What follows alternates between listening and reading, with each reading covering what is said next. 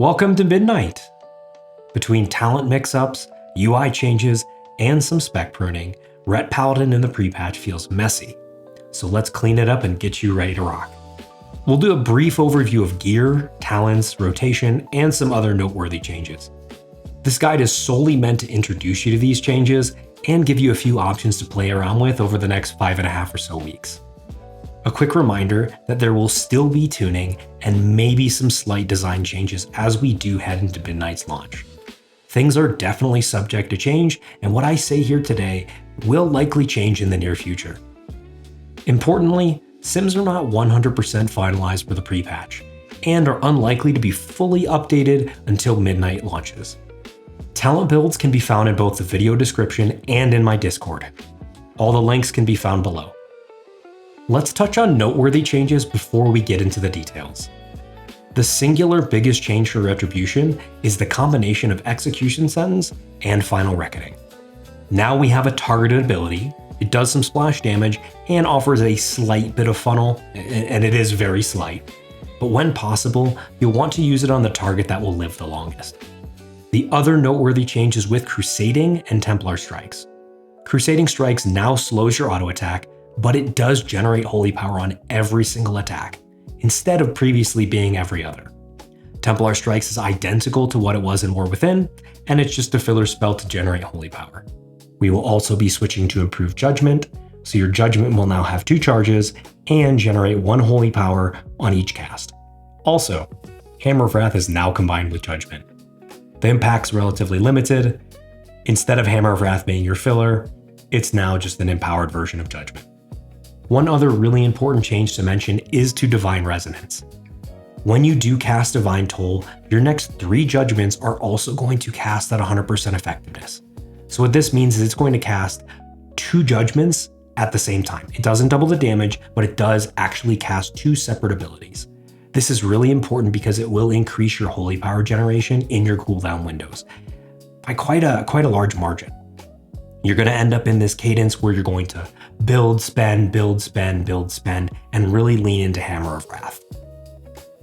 Our stat priority has shifted a little bit and is now Mastery, Haste, Crit, then Verse. Crit does still have a fair bit of value in AoE, but as always, sim yourself to determine what the best option is going to be for your gearing decisions. The most likely items to change would be jewelry.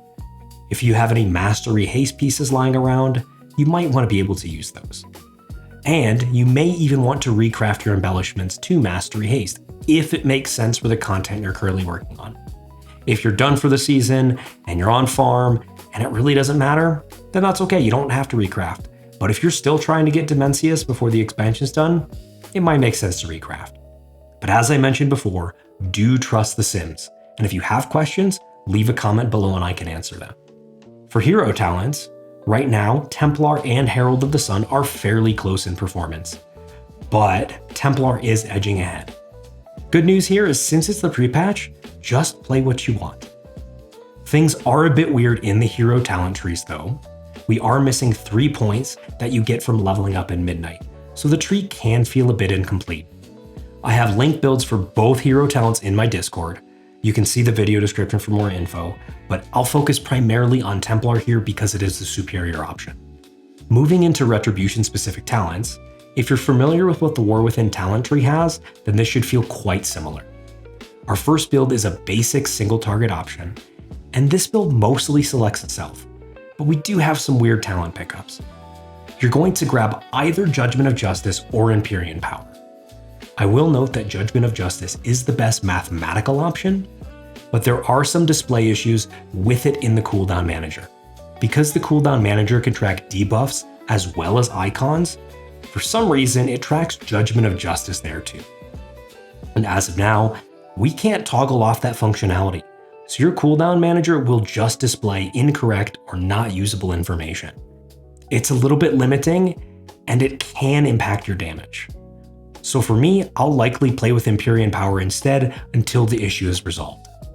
We are running Crusading Strikes in this build, and all builds that I'm going to mention today. And this is really because we have a ton of stats in the pre-patch. We have a lot of haste, a lot of mastery, a lot of crit, and there's just less room in our rotation for filler spells. But yet again, It's pre-patch, so pick what you want. If you hate Crusading Strikes, pick Templar Strikes. If you don't want to do Templar Strikes, guess what? You got another good option. This is the time to experiment and really just get used to the new UI changes.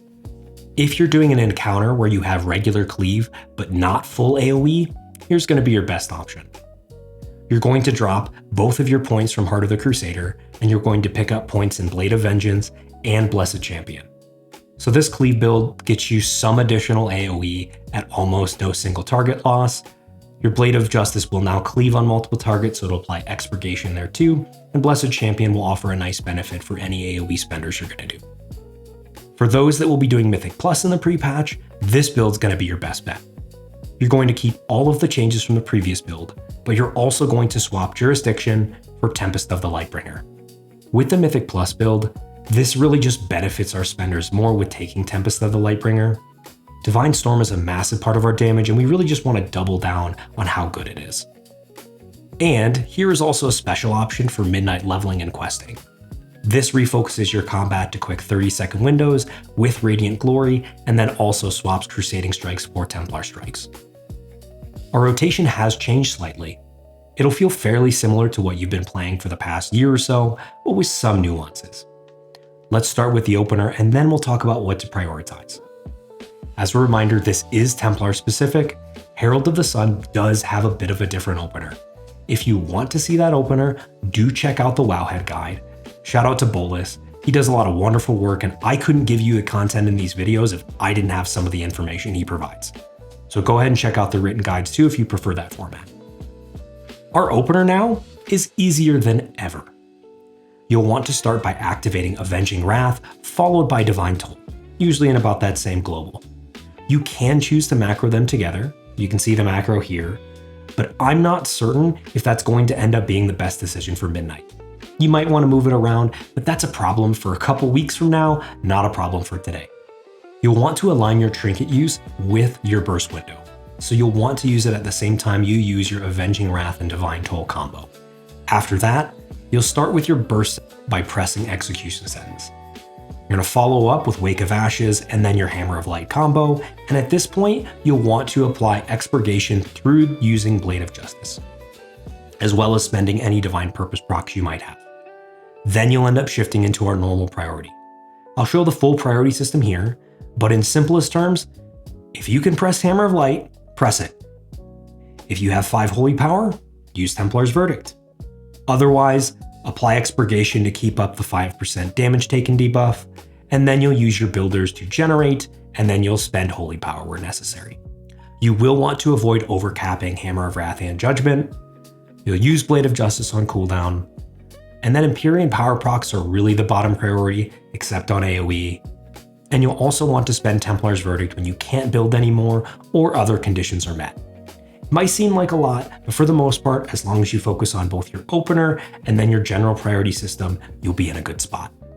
As a reminder, every 30 or so seconds, you're going to want to press Wake of Ashes and repeat your Hammer of Light combo.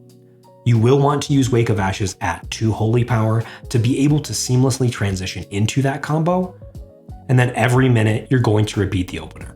The only change is make sure your Expurgation is already active and ideally be at 0 Holy Power starting that sequence.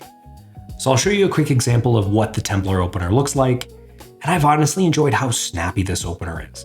I mean, you'll see it here, but you're really slamming and that feels great. It should feel very good to have this type of ramp in both single target and AoE, and quite frankly, I thought I would miss Radiant Glory more, but the reality is that having everything aligned on a 1-minute cooldown is likely more favorable. Our cooldowns are still lower impact than other classes, but they still feel passably strong. And if you are AoE, your opener is going to be exactly the same as what we covered here. I will note there may be a good argument for applying Expurgation on all targets if you are running Blade of Vengeance, but testing this on beta has been a bit difficult, and once we're fully in Midnight, we're going to have a clear picture of what's going to be the best option. It's not going to be a make or break either way. While this is only a quick guide, be sure to keep an eye on the channel for an official guide closer to Midnight's launch. If you haven't yet, do join the Discord for UI updates, Retribution specific resources, and other content. The link to join can be found in the video description below, and for those who do want to support the channel further, check out the Patreon page I linked here. Members get some cool benefits like log reviews, UI support, blog updates, and something I whipped up called Jesir Radio. Check it out. Don't forget to subscribe to the channel for future updates, and as always, thank you for watching. We'll see you at midnight.